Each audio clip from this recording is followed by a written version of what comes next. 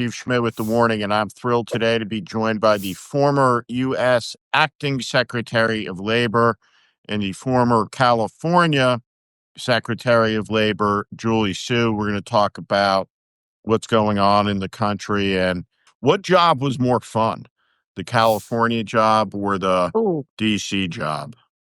Well, it turns out there were a lot of similarities between them. I think partly because California is a big state, and so a lot of the enforcement, the investments to make sure that we're creating good jobs, the unemployment insurance benefit system all fell into the same thing. So it was different, but I did think that it was really important to serve on the federal level to try to make sure that working people across the country felt some of that, sense of security that we wanted for everybody.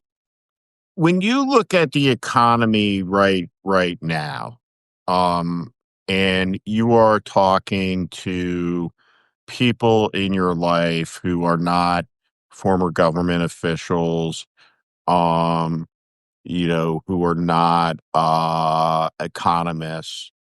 And I imagine people must approach you like they might a doctor or a dentist, kind of like my tooth hurts, right? Like, hey, Julie, what's going on in the economy? What do you say to them right now? Well, the truth is, Steve, right now, what a lot of people say to me is, "What the hell is going on? Like, why are the things that are happening?" Right? Even if things were not, ideal, things were not perfect, people were struggling before. The fact that this president has taken the baton that he was handed from President Biden and just spiked it is infuriating to people. It's mystifying, right? It feels like this president, if he was trying to drive the economy off the cliff and trying to head us down the road to recession, this is exactly the playbook that he would use. And so people are, why did he cancel this project that had created, a couple thousand jobs? Why is he withdrawing investments in communities where factories were going to open and right, we were going to reshore manufacturing jobs? Why is he engaging in a utterly chaotic and unpredictable tariff regime that is putting small businesses in a state of not knowing what comes next, right? Large businesses in a state of, I don't know what I'm going to be able to do next month. Why is he engaging in completely unfettered immigration, so-called immigration enforcement? It's not really just immigration because he's rounding up all kinds of people, mostly based on race. Um, why is he doing that? And so I think that I don't have good answers to those questions either, to be honest. But that's what people in my life are saying to me. And I think that they're both mystified and infuriated at a president. Why is he trying to eliminate data that would tell us how the economy is doing? Just because it makes him look bad. Those are the kinds of things people are saying, and I think those are fair questions. Why do you think that those people focus on the motive, the why, as opposed to the outcome? So I'm not necessarily in this, in the context of this analogy. I'm not really a journey person, right? I'm an outcome person, and it's you know, if someone jumps off the roof, I suppose it's natural, right? If you're a witness to it, like why they jump off the roof, but is the reaction why they jumped off the roof, or is it that, my God, this person just jumped off the roof? And, because I tend to view this through the prism right now of what I observe is happening. And what's happening is an irrational actor has vandalized the US economy, and I'm not an economist. I'm a political consultant for a lot of my career and a television commentator. But I want to I want to take people that are with us inside the rooms a little bit, if there was functional and honest government, about what would be the conversation between us if I was in a White House with you and I was trying to understand the state of the economy so I could explain it, Yeah. right, in Yeah. an accurate and honest way. And if I read all of the stories and I dismissed, I say, really not interested in why he's doing it, just he's doing it. And is it accurate to say that the economy is seizing, that it's almost in a state of a cardiac event? If you were to analogize it in that space, is that what's happening to the economy right now? Mm. I mean, if you look at all of the measures of economic well-being that have been used, um, how many jobs are being created? What is the unemployment rate? GDP, consumer confidence. On all of these measures, Donald Trump is failing. And I say that as somebody who, I think, Steve, like you were suggesting, I'm somebody who both assumes good motives and wants the people in power to succeed, because that's how life gets better for people, right? That's how life gets better for working people, for families, and for communities. But by every measure under this administration, things are going really, really poorly for working people, including the, promise to bring down prices on day one, right? There's been no positive motion in that direction. And I think the reason why people get to motives is that otherwise it's sort of unfathomable what is going on. Like it doesn't make sense. Now, Donald Trump most recently fired the person who was in charge of the agency, the Bureau of Labor Statistics, that gives us this data. And the other thing to remember is, unfortunately, when he left office the first time, he was the first president in modern times to leave office with fewer jobs than he came in with. So there's a track record that I think people are, legitimately concerned about. And instead of trying to figure out what should be done differently this time, right? How do you actually create an economy that works for working people? How do you actually expand the number of jobs and opportunities available? It feels like what's happened is this administration has doubled down on the things that didn't work the first time around and now wants to try to cover it up. So I think these are more, the motives are more like alarm bells than anything else. And what we're living, the outcomes are really damaging. And then, you know, honestly, if I was inside the White House, right, which, I worked for the administration before, for the Biden administration, if we got numbers that didn't reflect outcomes that we wanted, let's say, we wanted wages to increase, we wanted prices to come down, we wanted, communities that have been devastated by decisions in the past, including trade policies that did not benefit workers. We wanted to reverse that. If we got numbers that showed that that wasn't working, we would stop and say, okay, what are we doing wrong? Right? What do we need to do differently? What's the answer here? And part of the what's the answer is what led to the massive federal investments under the Biden administration in infrastructure, in clean energy, in manufacturing, right? How does the federal government play a positive role in expanding opportunity? This administration does not seem in the least bit interested in that kind of thoughtful, careful, visionary governance. Right? What are we doing wrong? Because it's all about, how do we make stuff look good for us, regardless of what it means for people. And that also just feels it's frustrating and it's wrong. Um, I want to ask you some questions about California and what's going on inside the agricultural labor markets across the country, and the degree to which we will see more and more food rotting on the vines, no workforce to harvest it. There are some reports that you read.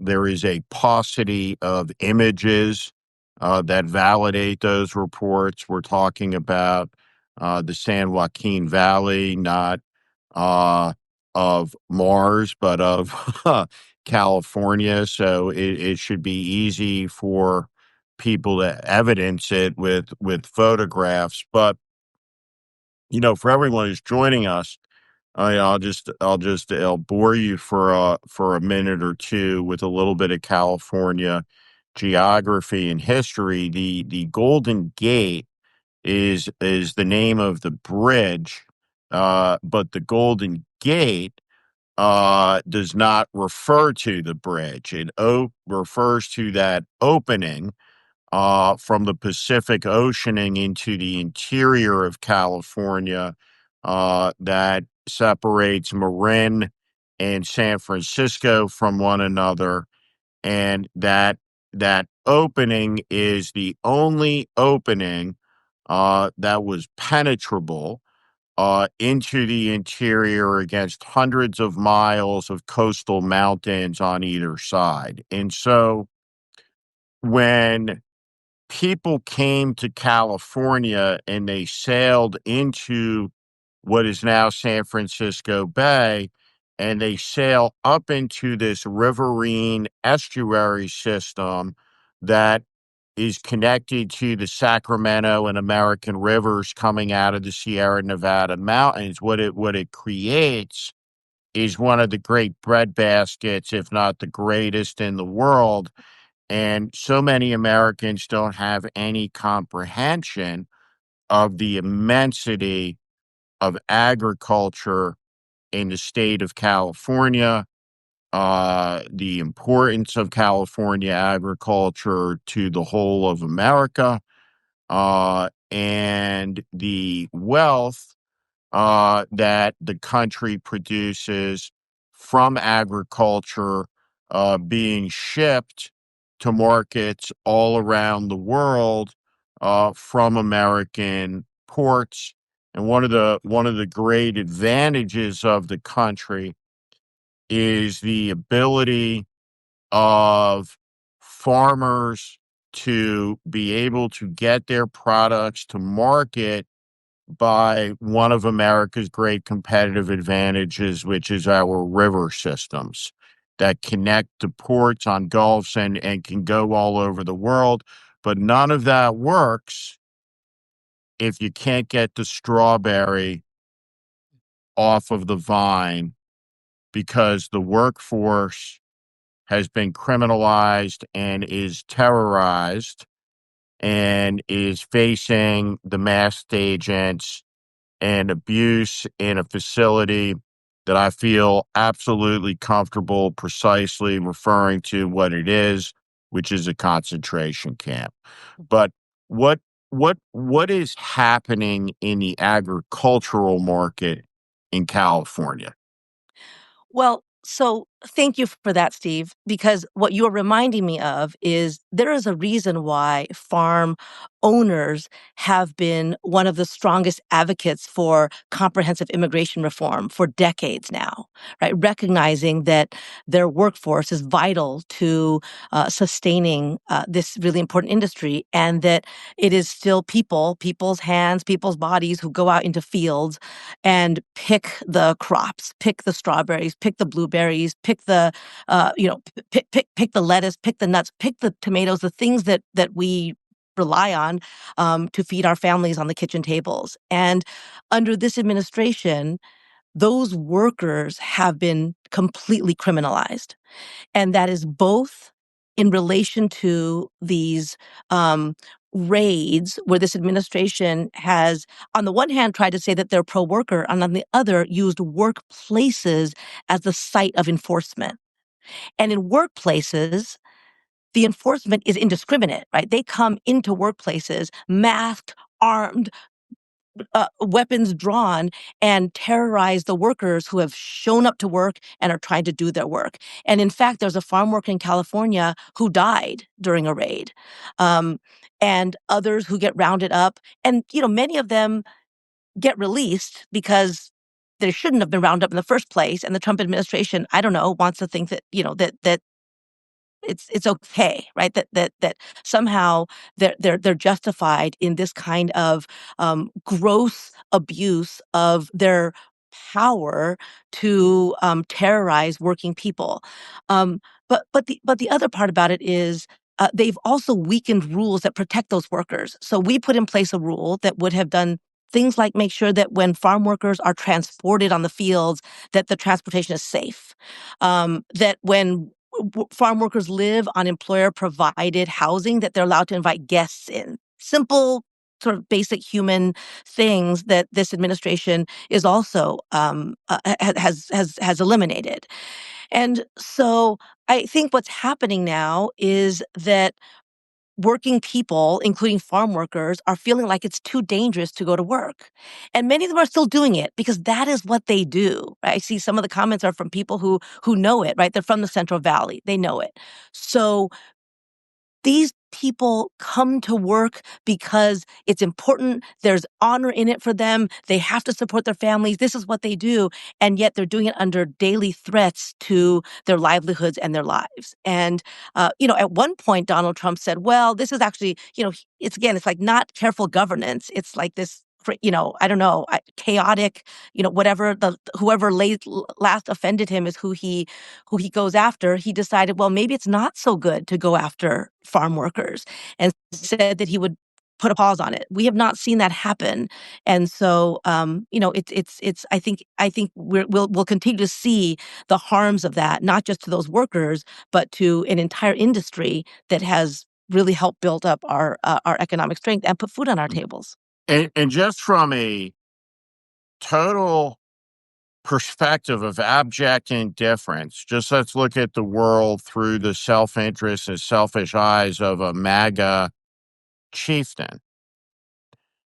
If you have a mom who lives on a fixed income, right, and you're some sector chief directing the masked men, what you've achieved is a lot of rotting food on the crops. Is that accurate to say?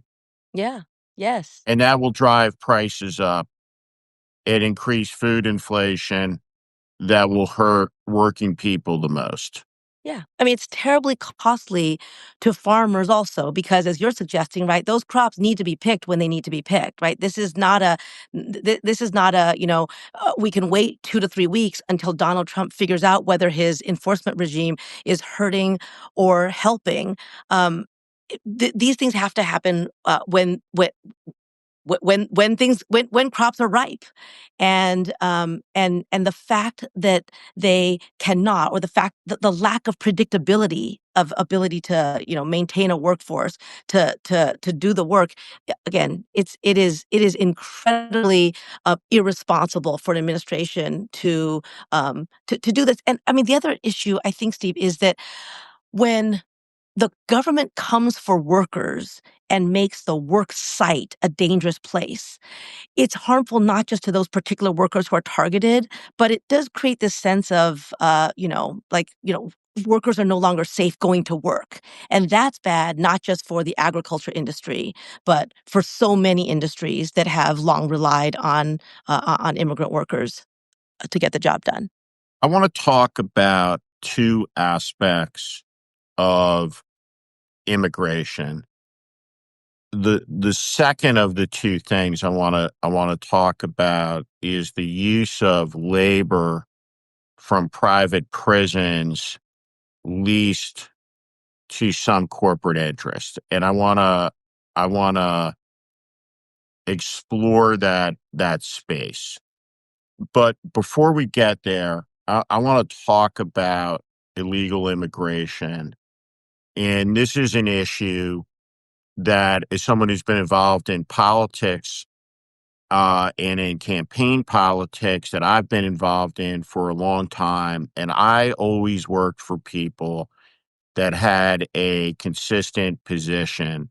And that position was that there was a number that was in the millions of people who were in the country illegally, but were in the country illegally as a matter of semantics. and they existed in the country because the labor market demanded that they exist in the country, and it was tolerated, it was seen, and it was known, and the parameters of that debate, the compromise point, if you have to sit in a room with other human beings, right, and you walk in and people from all over the country, it requires, I think, the ability to have a rational conversation with people of good faith. And I worked for George W. Bush, I worked for John McCain, and I'm going to try to explain as best I can what the basics of that position was, which was that every country has to have a border, and particularly after 9/11, every country has to know who's in the country, right? And that includes everybody. And so everybody has to have a status. And so the issue here is that the people who cut the line but have lived lawful lives are, in the end, going to pay a fine, going to receive a credential that regularizes them, that gives them a legal status, that would place them in the back of a line that at the first opportunity, maybe in about 27 years, they'd be eligible to apply for U.S. citizenship. Um, and that they would not have a green card eligibility for upwards of 20 years. And there was inside of the contours of that debate two stupid positions. The first stupid position was, we'll deport all the people. And the second stupid position was, well, there really shouldn't be a border at all. And I think about this through the prism of watching the ball volley back increasingly over the last 20 years of this issue between the extremists and the performance artists, right, and advocates of the two stupid positions. And between those two stupid positions, if you force a political choice, right, watching over 20 years' time, and you evaporate the possibility of common sense, the choice that people will make between everybody in or everybody out is everybody out. And it's incredible to me that people in Washington don't understand that the Asian American voter who's an American citizen, the Hispanic American voter who's an American citizen, the Black voter who's an American citizen, doesn't line up with the rest of the American citizens, whether they be of Italian or Irish or German or whatever descent, Japanese, Korean, Chinese, to say between those alternatives, everybody out. Now, the answer to this, right, looking ahead 4 or 5 years, is you cannot have in a society tolerance for 11 million people in the country illegally and impose that hypocrisy on the country as a whole without part of those people going wild-eyed, which is what has happened. And so we're going to have a policy in this country that requires some deafness that basically says everyone who's in the country has to have a legal status. And the approach of these fools, not to mention the inhumanity and the human rights abuses and all of those things that resulted in higher prices, food rotting on the crops, the moral abominations. All of this stuff requires that we break the chains on the stupidity that has imprisoned us in this debate and solve a problem. So what does that look like to you, right?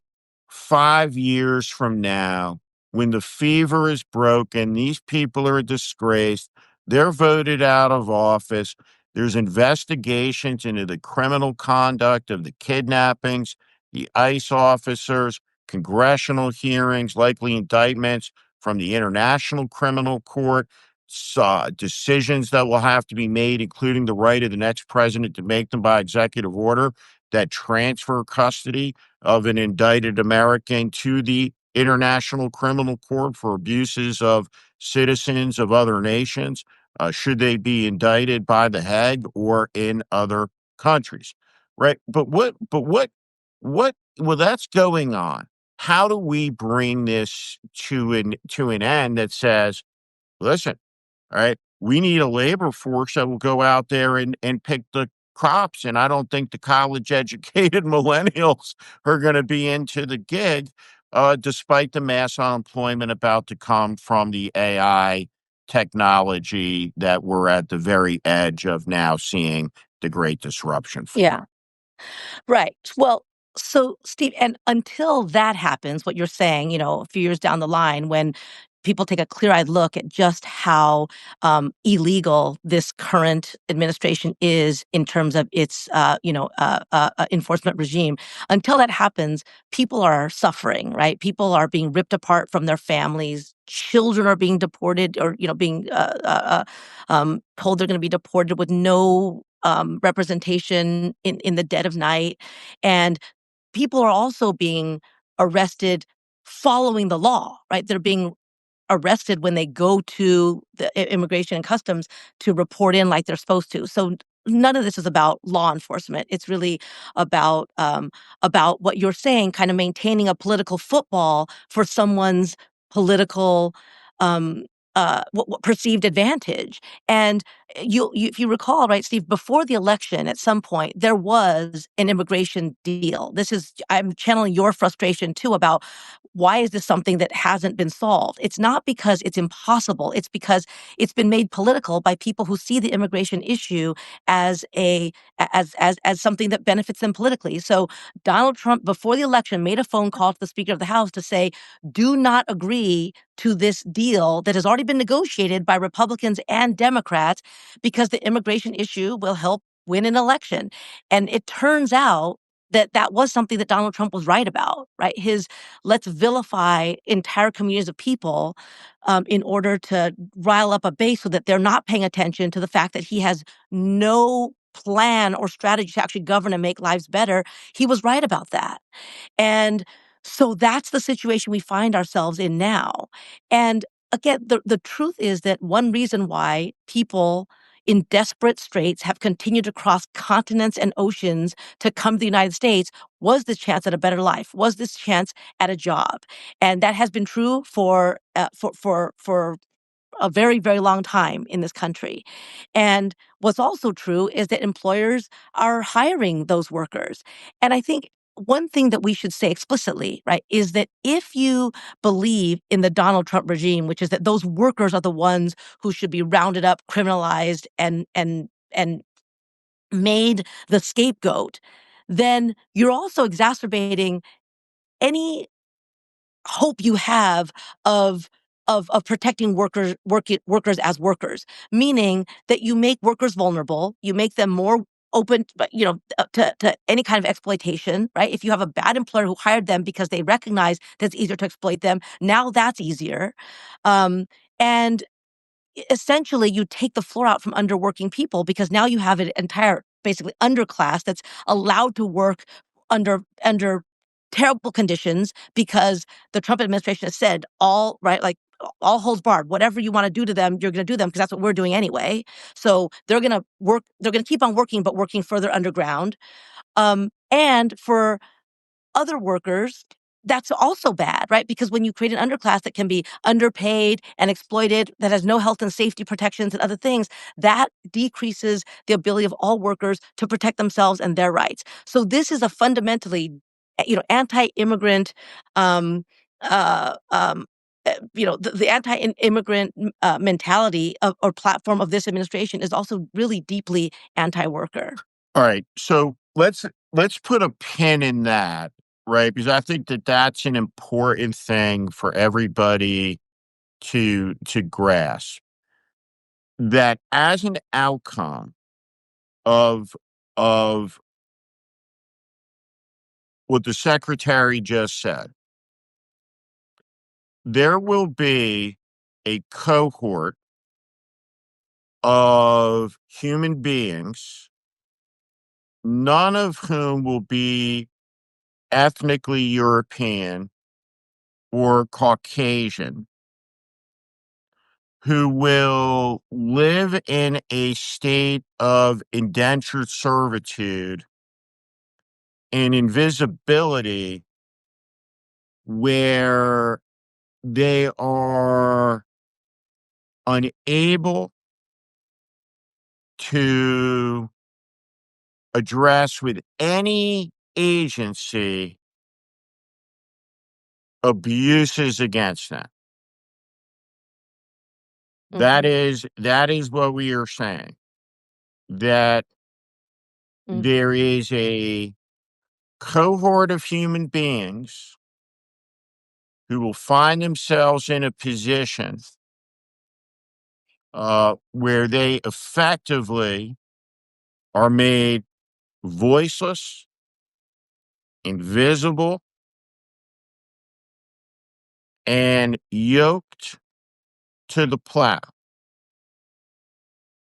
right? With entirely no fair. ability to call a cop, talk to a lawyer, to have somebody visit them on the property, which is private. Okay. Right. Want everybody to think about the implications of that. Um, okay. Second thing. So big moment in America a few months ago. When I look at people, uh, and have conversations with them, it's when you have someone on who's 35 who was born in 1992 or whatever, and they had a different experience in life, and I look at the people that I'm in the same age bracket with, and what I think is one of the, aside from the weather, the big changes in in life is causality, right? Is that the notion, right? I suppose the dissociation Mm, between, well, when that happened, right, it made it likely that these next three things would occur, and following those three things, the next five, and so here we are to today, right? And so the CENTCOM, or whatever it is, concentration camp prison in El Salvador. The US government engaged in a economic transaction that said, we will pay you X to take these people, human beings, and house them, right, in the words of our government, or chain them, shave their heads, imprison them in this place. And that's the deal. Great deal, because the cost is much less than in the United States.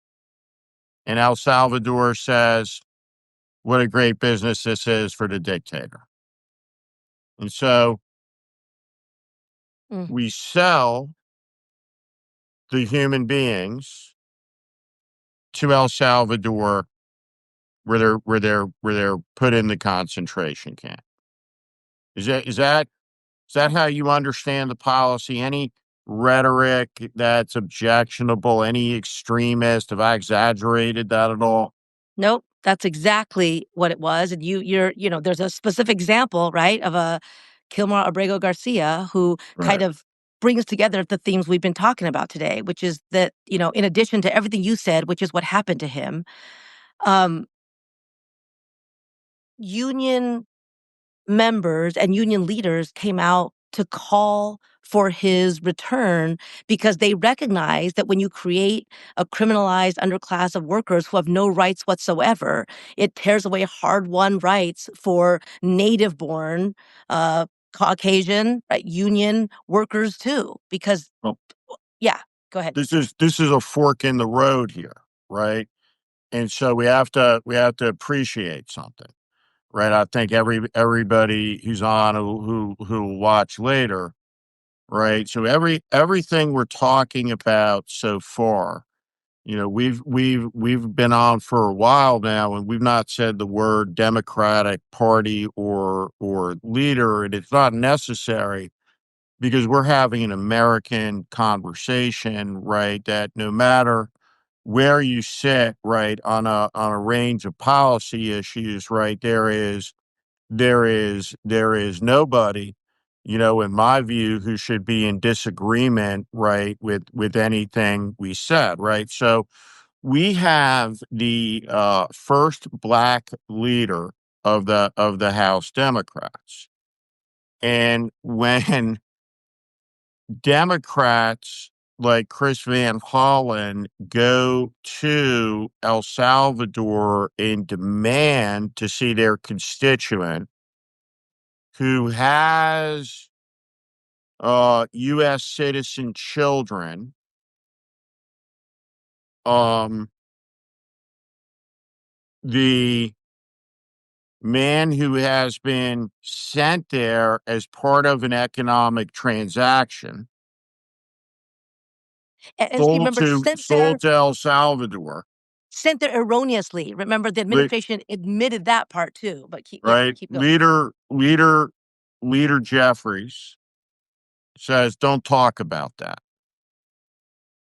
And so, what I would say to that is, right, there's a inherent question: is why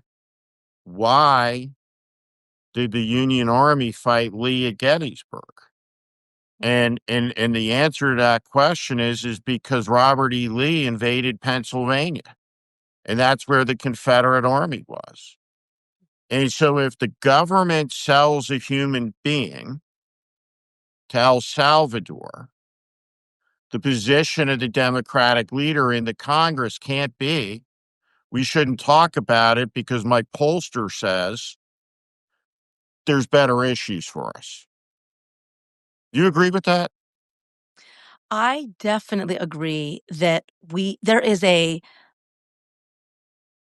principle of humanity that exists above and apart from any kind of political calculation, and that what's happening now in this country is bringing a lot of people together who might not have been, in conversation, or shoulder to shoulder on issues, because of that belief. I do agree with that. Okay. I want to talk about what I described earlier as the second issue, and this is about now private prisons. Mhm. And I don't think, and I think that people who share our position um, should not engage in any rhetorical excess here because the exaggerations don't help at all. And I don't think there's a need to exaggerate the grotesquerie. And so I want to walk through this with you to check myself, right? And to go through this with an expert, one of the foremost acting secretary of labor, right? In America in this moment about this issue. So prison labor is not a novel concept in America.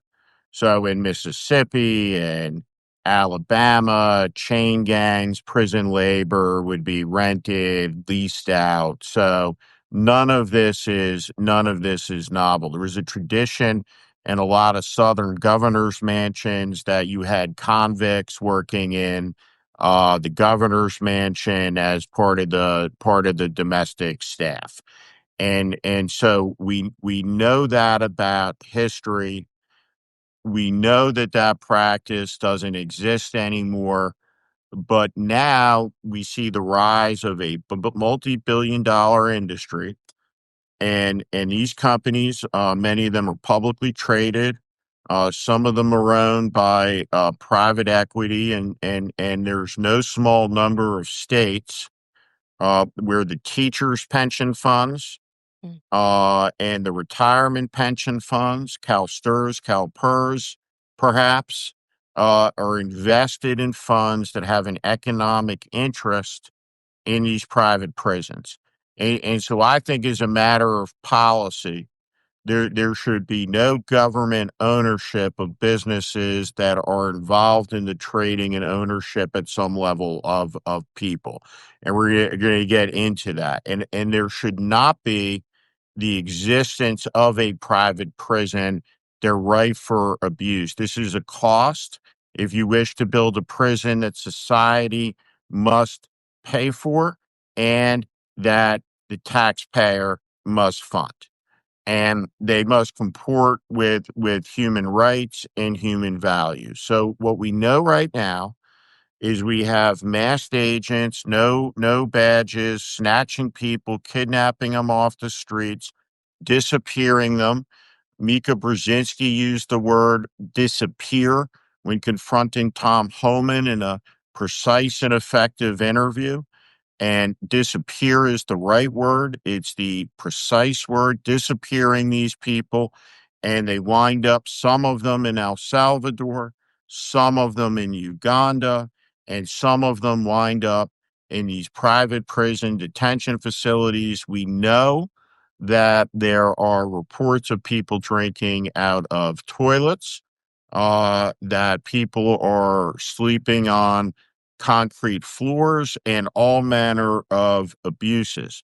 So, what Trump has said in a number of different instances is that recognizing that he has created through the Stephen Miller terror campaign an acute labor shortage, mm, right? And sitting in the White House behind the MAGA wall, where the conversation between Brooke Rollins, the Secretary of Agriculture, who is a vessel for the powerful corporate interests, right, that are the stamp on her jersey, looks at the Reinhard Heydrich of the administration, right, who wants his roundups, who's crashing the economy, right? And the argument is crazy Stephen hates these people so much, Mr. President, that he's crashing the economy, right? But we need these people yeah, to pick the crops. And so what Trump has said, well, if the people have been rounded up and they've been put in the camps, the company can take those people and do a deal, an economic transaction yeah, yeah. I mean, between the prison and the agricultural interest involving that human capital. And, and maybe the government gets a cut of it too, mm, mm, right? Maybe the MAGA sector chief gets his piece of the pie because of the evisceration of the U.S. attorney's offices and the evisceration of the ethics laws. And maybe a foreign corporation can lease the labor because the Foreign Corrupt Practices Act has also been eviscerated. Is there, to your knowledge, any transactions where detainees have been turned into laborers in contractual arrangements between private prisons and any economic interest whatsoever anywhere in America since Trump has been president? So I don't have any inside information any more than you would, Steve, about that. But I think what you've laid out, that danger is very real. And it's related to what we were saying earlier about if you create any, again, a cohort of an underclass of people who have no rights at all, who can be bought and sold as human chattel. I mean, it's and you've denied them any other protections, right? They don't have freedom, they don't have mobility, they don't have choice, they don't have a voice in anything. That is the danger. And just to build on what you said, it's not only so deeply inhumane, um, it is also it exists in part because people who need labor aren't willing to pay for it, right? Aren't willing to hire working people and give them a real shot at a good life. And that is fundamentally right part of the part of the bargain. The idea of America is that you work hard, you do a job, and you get to build a good life out of it. And this administration's approach to allowing, classes of people, whether it's, immigrant workers, brown faces, imprisoned, workers to serve that as an alternative to actually paying people to do real jobs that would allow them to build a life is repulsive. It's really gross. The other things that I think, and allowing people to profit from it, right? You also raised this point, which I also think needs to be called out, that public goods are being privatized at a rapid rate in this administration. And there are many, many dangers to that, including those that you said, and including just the gross, again, like sort of accumulation of wealth among a few private actors. That's another problem. But the other thing that I just wanted to also pick out is, so if you wanted to solve these issues, you could bring together smart people on both sides of the aisle to try to figure out how we ensure that we don't slide into this space where we lose all our humanity. Private actors who stand to gain get to do that with no check, and it hurts all of us. The hurts all of us part is the one I want to say, because you talked about a labor shortage. For a long time, there has been a labor shortage in this country, meaning there are more jobs than there are workers, right? And so, in many ways, that's helped create more people coming into the labor force, people wanting to work and be able to find work, people again being able to build a good life where they go do a good job, they get paid fairly, they come home at the end of the day, and they can afford, to build a life and afford to retire with dignity. That is no longer the case. For the first time in a very long time, since basically the height of the pandemic, and I think maybe April 2021, there are now more job seekers than there are jobs. So not only are all these terrible things that you just talked about happening, the administration is using the exact wrong solution, right? Which is that if you're worried about a labor shortage, the solution is not to create fewer jobs, right? The solution is not to tank the economy and make sure that now fewer and fewer people get an opportunity, right? I think that there's a vision for this country that is, the bigger you make the pie, the more people can get slices and the bigger everyone's slices can be. Instead of what this administration has done, which is taken the bulk of the pie and given it to a few private actors, a few billionaires, keep, the entire tax cut bill for them was about giving them a bigger piece of the pie, and taking a very small sliver and handing it out to a few people and saying, look, You guys got to figure out how to make this work for you, and just be glad that you're not one of these other people who are getting none of it at all. I think that is we deserve so much better than that. That is not the policy that that's not the America that I was born into, the America that we can build, the America that, for better or for worse, people have been in office and tried to make this pie bigger and not always succeeded. But this one seems really hell bent on making sure that that small sliver is all the majority of people get. And it's just that I think that's outrageous. And everything that you've highlighted is a part of that broader agenda. I'm gonna make an assumption about you, and you hate to do that, but I imagine earlier in your career you have labor experience working inside a labor union. I have Uh, worked alongside labor unions for a very long time. Right, for a very long time, and so I have this observation about something that's happening in the country, and it is through seeing Mark Zuckerberg at the White House in the dialogue with Donald, where he says 600 billion, which is an absurdist number, that's going to be invested into the dear leaders domain, and it's a nonsense number.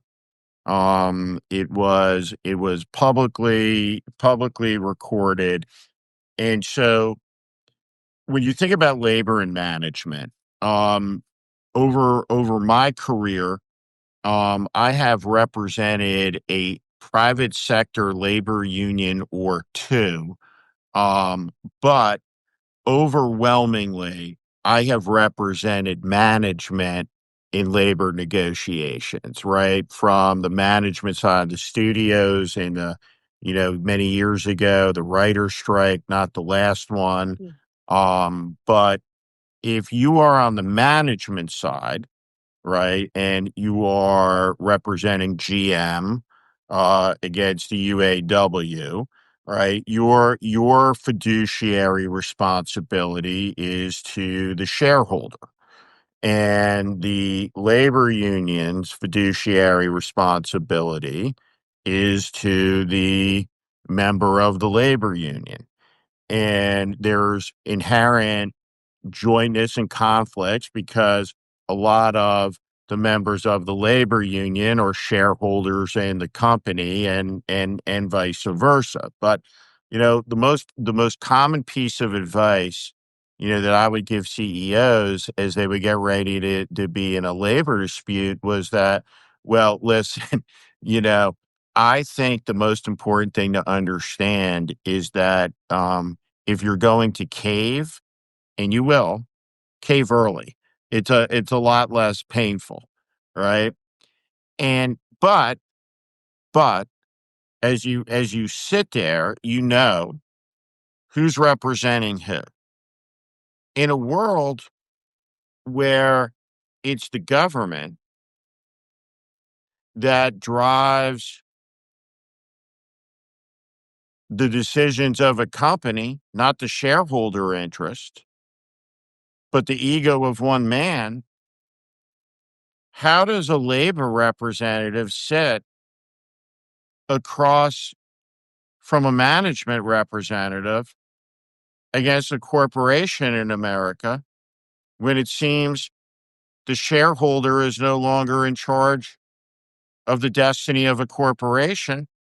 The destiny of a corporation is a function of pleasing Donald Trump's ego.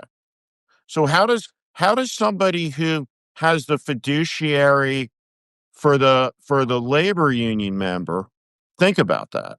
Yeah, right. I mean, to like take that one step further, this is a president that, when it comes to his own employees, the federal workforce, has torn up union contracts completely. So he's not even negotiating, right? He's basically turned over the table and said, I'm not coming to it. So I think that this is a dangerous time for labor unions and for what you're describing, which is how do you develop good labor management relations for the benefit of the the enterprise, right? For the benefit of the good jobs that workers want and of the business that needs to succeed in order for those good jobs to continue.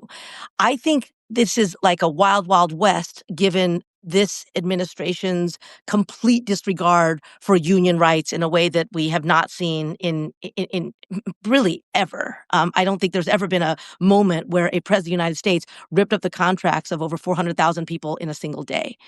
But I will say this, Steve. So as the acting labor secretary, I came to the bargaining table many times on behalf of President Biden with a goal of helping the parties achieve good results. And this President Biden made no secret of him wanting to be a pro-worker, pro-union president, and I was all for that. And what I believe is that when the parties come to the table in good faith, when they negotiate and grapple with hard things, they're definitely not going to agree on everything when they first come.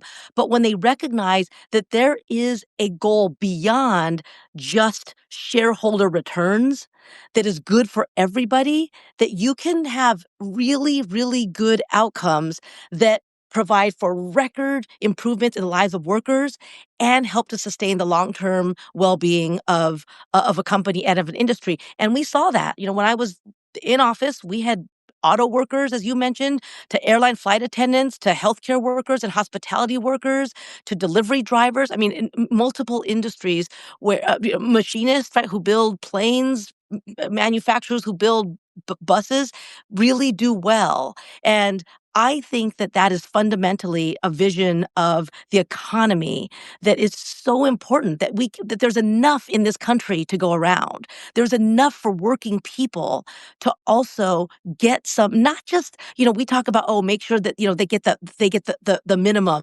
The great thing about a union contract is you get much more than the minimum, right? You get things that are not required by law, health benefits, a pension, paid holidays.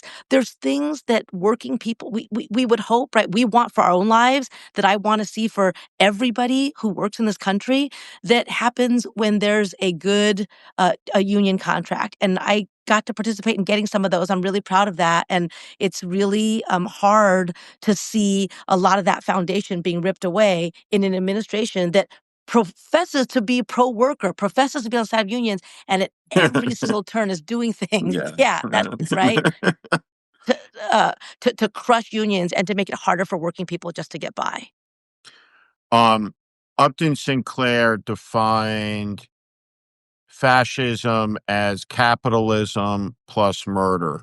And um, this is a fascist administration in its early days. One of the things that I said about Trump um, in 2024 was that if he wins the election, everything that he will be remembered for is ahead, not behind. Mm. Everything that he did to debase the society from 2015 forward, just a short preface for what's coming. And here we are, and we are in this extraordinary moment. And I just wanted to ask you two last things really quick. Um, have you been following the story of the enforcement actions by ICE at the Hyundai plant? Mhm.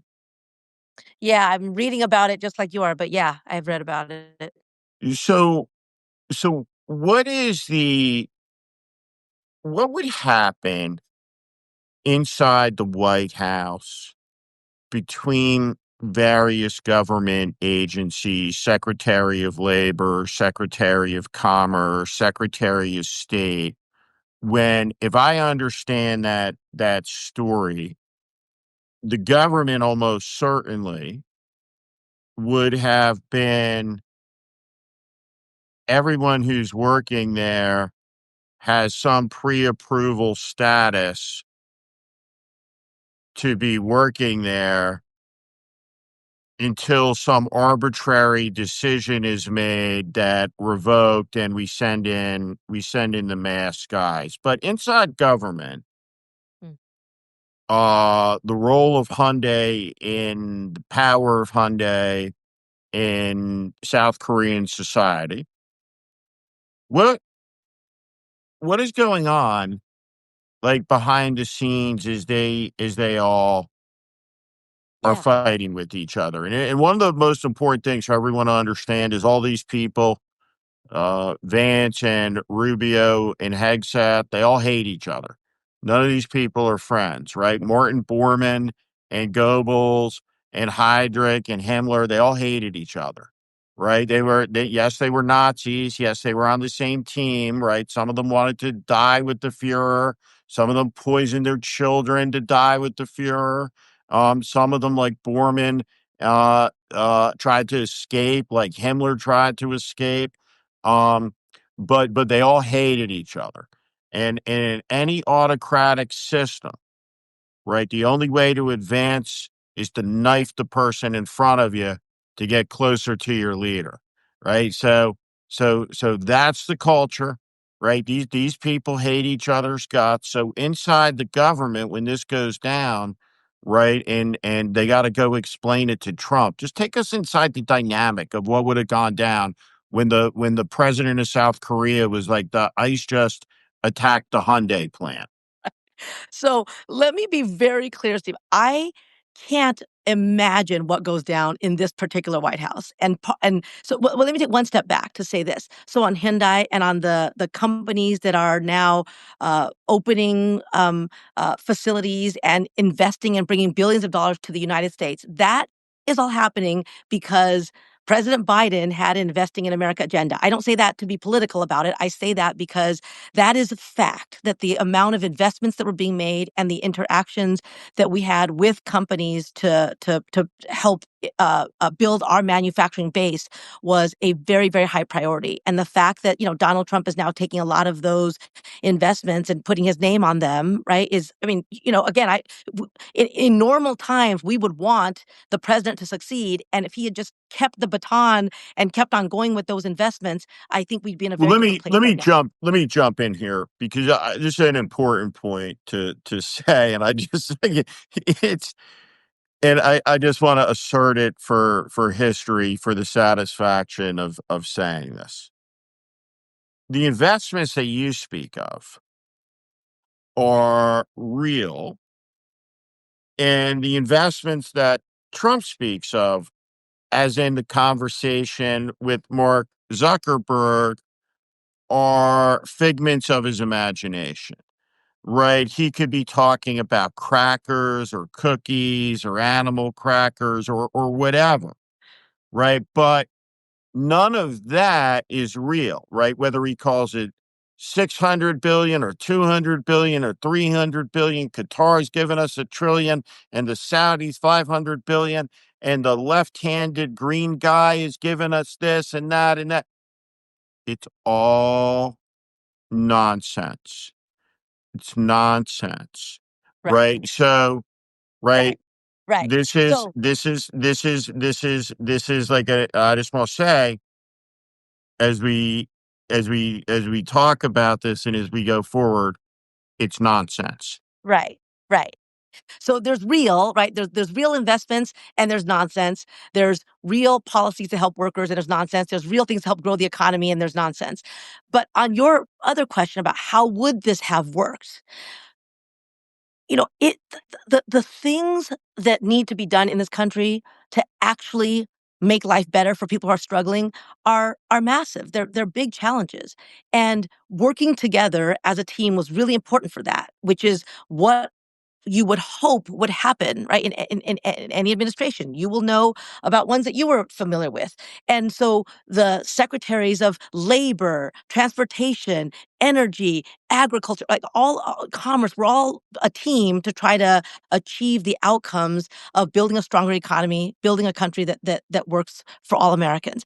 In this administration, if you just watch that last cabinet meeting that they had, everyone is spending all their time trying to say the most complimentary thing to the dear leader. I didn't hear a single thing about what was good for the American people.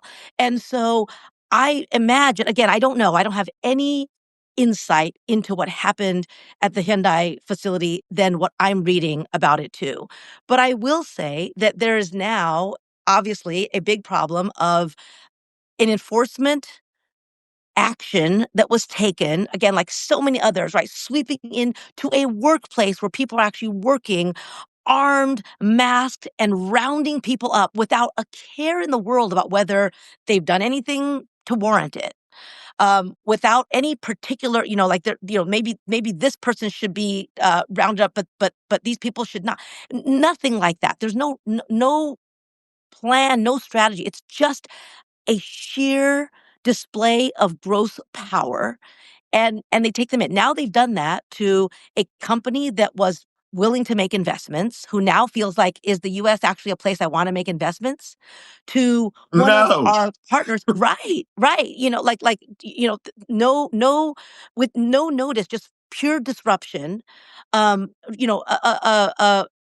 fellow, a government that has been an ally of ours now having to figure out, I think I need to charter a plane to bring my countrymen home safely because I don't want them to end up at CCOT.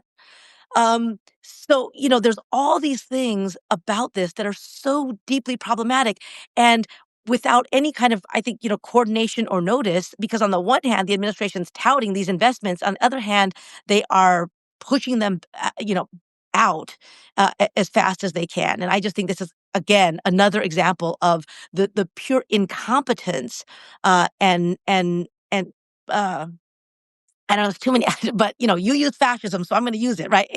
An approach to governing that is wholly about increasing their own power and control over people, without delivering anything good for anybody. I We're over time on the hour, but I love talking to you, and I have one last question for you that I think people will be interested in. We share an experience, and I wanna share, at least as therapy for me, something that drives me crazy. Um, Bananarama's crazy, and I have never had the ambition, really, after many, many, many years, right, like ago, having left Washington DC to live in Washington DC again. Mm. It was 20 years ago that I left DC. I'm a West Coaster, but I want to be a special government employee in the next Democratic administration, and I have some specific things that I would like to be in charge of. Um, and I want to be in charge of presidential portraiture placement on the 18 acres of the White House. I want to be in charge of scraping all that tacky gold pimp shit off of the walls, right? I wanna do it, right? And film it, right, as the paint job and all of that going. I think you stay there about 100 days, and so the cherry blossoms usually bloom in March, and I wanna crack open the predator patio with the jackhammer. I wanna do it. I wanna have somebody get me the golden spike out of the Smithsonian, and, that was used on the railroad, right? And, we'll get some Chinese immigrant who got abused by ICE to drive the spike in the But Predator patio and smash the shit out of it. And I want the rose garden restored, right, by you know what? I would say, get me the guy that is Prince Charles head gardener. I want him over here, right? Fly him over here on from High Grove Gardens, right? Get him over here. We're making him an American right away, and I want the rose garden restored, right, down to the last rose. And this drives me crazier than anything. The desecration of the White House, the People's House, the tackiness of this guy, his appalling lack of taste. And so you have had the experience of being in the Oval Office, being in the White House. The less is more aesthetic. It's like Caligula on LSD in the thing. So when you see the pictures of that patio, right, and the yellow umbrellas, every person, Democrat, Republic, has ever walked into that building's taken an oath, try to do the right thing, right? Every person I think has had the exact same reaction, right, of seeing the desecrated space. When you see it, right? Like, what is it? What? How do you feel about that? Yeah. Yeah. No, I mean, I'm deeply troubled not just by uh, those I don't even know. I don't know why I'm trying to use euphemisms, but I will use the destruction of the space. Um, I'm equally troubled by who now gets to use that space, right? Who's in it?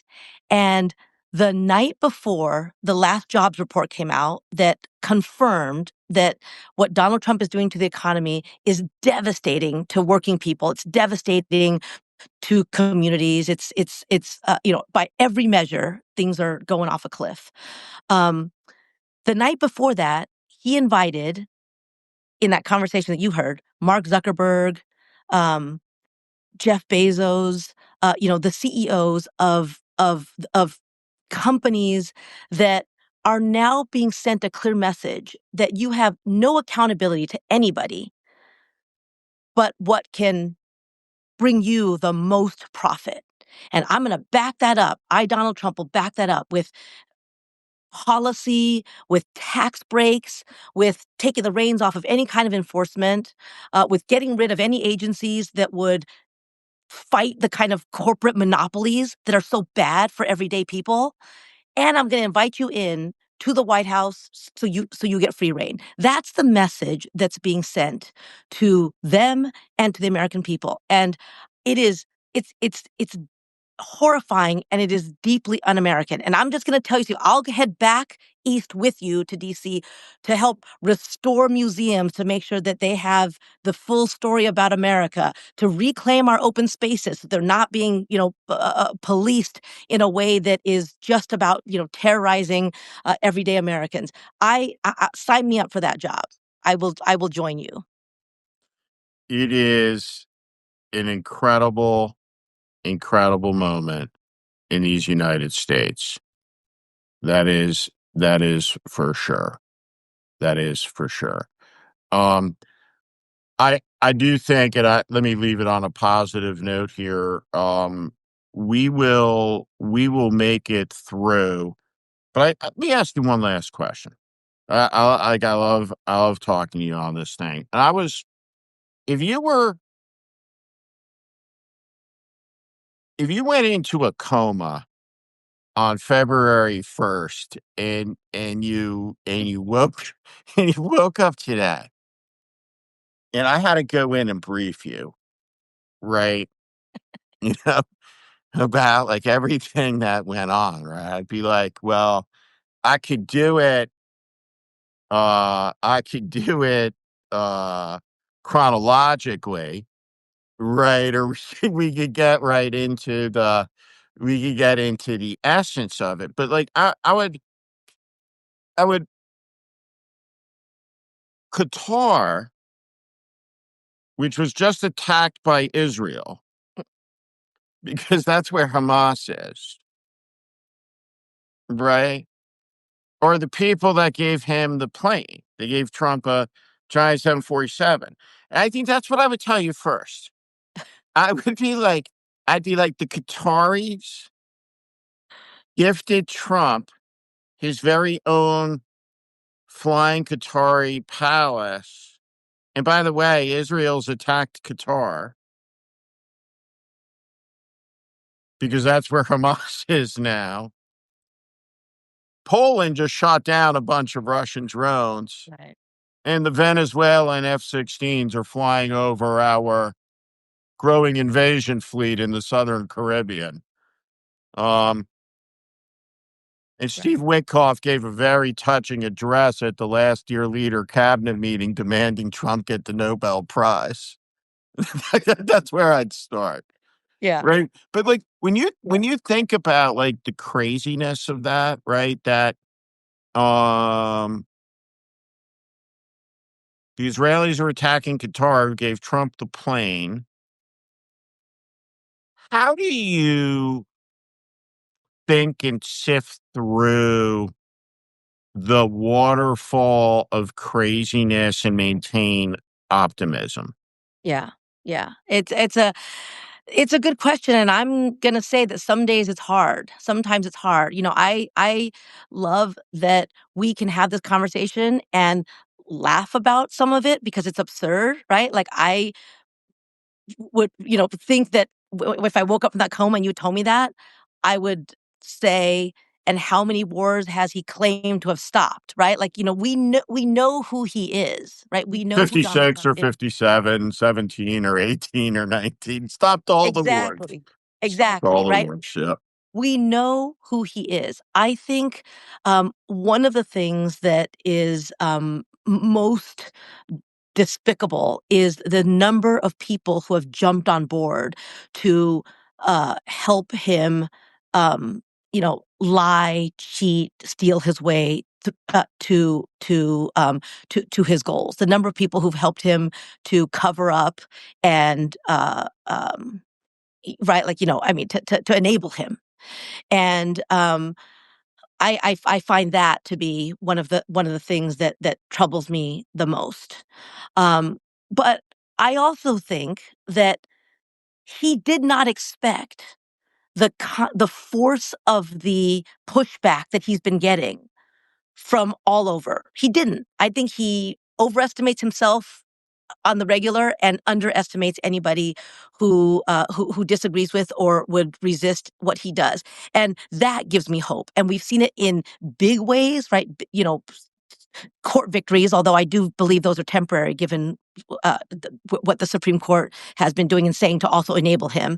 But there have been victories, and there have been people who have stood up and spoken out, and who are continuing to do that in ways that I do believe are stronger than anything that he would do with the ways that he's abusing any power that he has. So that gives me hope, and I think we absolutely cannot give in to the chaos and the sense of being overwhelmed, right? It's important to recognize that each of these things are not inevitable. They're not, we say going off a cliff as because that makes it, he's pushing us to that point.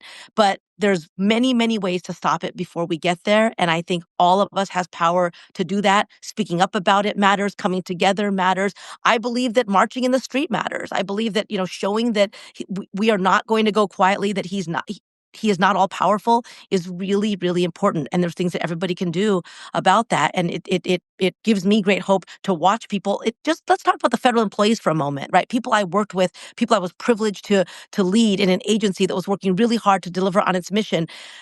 People there who have been completely, many have been pushed out entirely, but many of them are working under the most impossible circumstances. They're being criticized and vilified on a daily basis, but they are finding courage and the ability to speak out and to do in ways that I don't think they ever imagined they would have to use. So recently, employees of the Bureau of Labor Statistics that puts out this data that Donald Trump is now trying to completely control, um, put out a statement. And its last sentence was something like, we are going to do our jobs with integrity. And the moment we are told we cannot, people will know about it. Right. That is the kind of courage and the kind of, standing up to this, to this cruelty and insanity that I'm seeing everywhere I turn. And I think that, that gives me hope and makes me realize that, I got to keep on doing everything I can to. I want to just close if I could. I appreciate we have some regulars on, and if they've heard these stories before, they can leave early. But of course, everybody is free to leave whenever. But I did see in the comments as as I'm reading through them, and thank you for everybody who participates in that way in the conversation, and talked about a mini Eichmann, and the term is little Eichmann, and that would have been a popular uh, definition, right, of a fascist in the 1960s. And the man who interrogated Adolf Eichmann was a German Jew named Avner Less, who became an Israeli police captain and manipulated the truth a bit to make sure that he would be the one in the interrogation room with Eichmann, Mhm. did not disclose that his family was murdered in the Holocaust, and managed to get in the room. And he interrogated Eichmann for 275 hours. And he talked about the experience 20 years after Eichmann swung from the rope in Jerusalem. And he said that when he was asked the question, did you have a takeaway from the experience? His was that it gave him his faith in democracy, Mm, because democracies are what keep you safe. mm, And he said, in a dictatorship of the left or the right, little Eichmanns turn deadly. And what he specifically said was this: there are Adolf Eichmanns everywhere. We are surrounded by them. You're safe from them in a democracy. mm. But when that falls, they turn deadly in an instant. And the second story I want to share with everyone and you on the optimism front is something a story that my friend Bishop William Barber told me about. Um, that the Save America movement that he is part of, that I am part of, we are advertising, geofencing, communicating directly to ICE. We will lead the counter propaganda campaign against their obscene recruiting, and we are communicating directly to the guards at the concentration camps, at the private prisons, saying that there are no safe spaces, there are no hidden corners. Every abuse will be known. You will be held to account for them. History makes that clear. We'll be deploying the first of the Liberty vans at the end of this month, and they will be outfitted with chaplains, with lawyers, with veterans, and with full-on camera and sound crews to film and to document and share with the American people, with the communities, what's happening. We will use the First Amendment as our shield and our sword at the front edge of a nonviolent opposition movement that rejects these indecencies and these obscenities. And so when you think about what has happened, the drama that has arisen, the terribleness that's descended, I think it's time that everybody appreciate that we have to meet it head on, that we didn't get here overnight, and that we have to have gratitude that, if in Thomas Paine's words, that there be trouble, that it be in our time, so that it not be in our children's. And we should all have gratitude that we get to live in interesting days. So at any rate, one of the greatest of all of us was Frederick Douglass. And there have only ever been 700 million of us, which means there's about half of us who have ever been or alive right now. And so the person who was the most important voice of justice in the United States in the 19th century for the cause of emancipation was Frederick Douglass. and we look at a Frederick Douglass and we look at a Martin Luther King, or we look at a Franklin Roosevelt, or we look at leaders at decisive moments in history, an Abraham Lincoln, a Harriet Tubman, and we tend to dehumanize them by taking from them their doubt. And it's that humanity and doubt and their grit and toughness and perseverance that is the elemental part of their greatness. And so after the Dred Scott decision, which obliterated the humanity of anyone with black skin, the lowest of the lowest moments in the 400 years of slavery on the North American continent, the Dred Scott decision. And Frederick Douglass is in despair. And his friend Sojourner Truth sees this. And Sojourner Truth has a question for her friend that she makes him meet his standards. And Frederick Douglass is a very religious man. And she simply asks him, Frederick, is God dead? And Frederick Douglass recognizes instantly that he has been called out and judges himself guilty of apostasy because he's put his faith in a Supreme Court.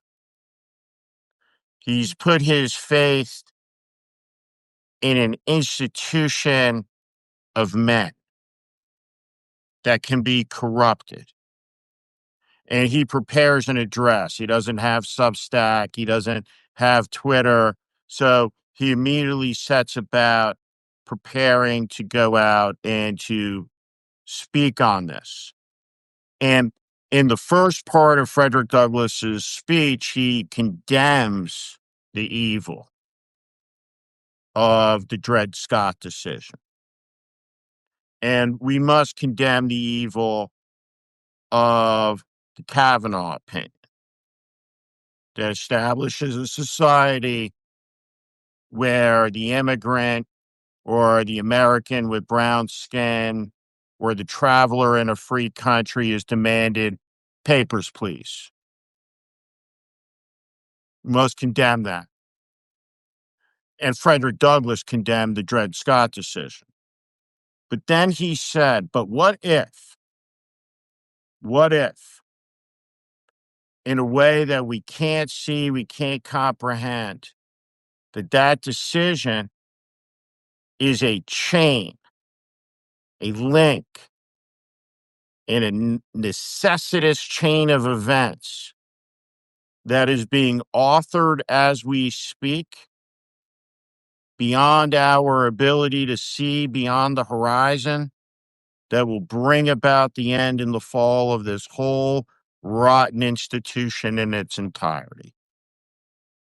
And it was gone within 8 years' time. And so there has never been a serene period. We certainly don't live in one. And I hope everybody who is with us today can appreciate being a good American does not mean believing in the dogma of a political party. It means believing in a faith of freedom and liberty and in the Constitution of the United States. And this is a season where your patriotism is called for. Thank you, everybody. Madam Secretary, thank you. Thank you so much, Steve. I'm Steve Schmidt. This is The Warning. I invite you to join this community where I promise to be honest, blunt, and direct about what is happening in this country. America is in crisis. Follow and subscribe to this channel and on Substack. Thank you.